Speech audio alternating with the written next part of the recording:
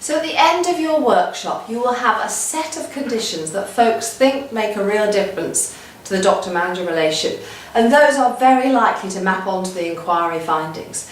If you have something different than we found in the inquiry, you can add that into this next stage.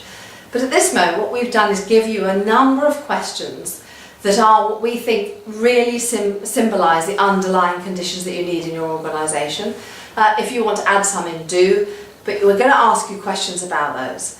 Now, you've got some choices about how you answer those questions. It could be that a small group of you from the workshop then sits down with all the workshop data and then goes through these questions where we ask you, do you negotiate a shared identity, do you have common purpose, etc. And you can have a look at the workshop findings.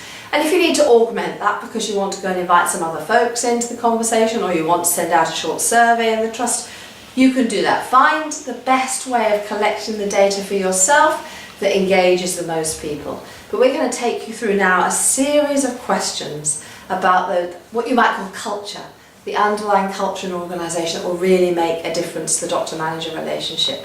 And you will answer those questions, and against each of the questions there's a little audio if you're stuck, if you're trying to work out what does that mean, negotiate shared identity. So you can just listen in and we'll give you a little example.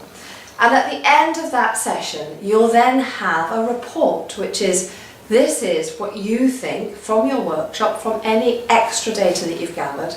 This is what you think your current situation is in terms of that broader culture in the trust. And then it's for you to start working on, so therefore what do we need to do differently? And you'll see that the inquiry has some suggestions about the things that really make a difference, like shared learning opportunities. And so we've suggested some things, but you may well have very different ideas yourselves. But that's just a signpost to help you start, choose some actions. And you may want to repeat this survey, you may want to repeat this work in a year's time to see if things have improved.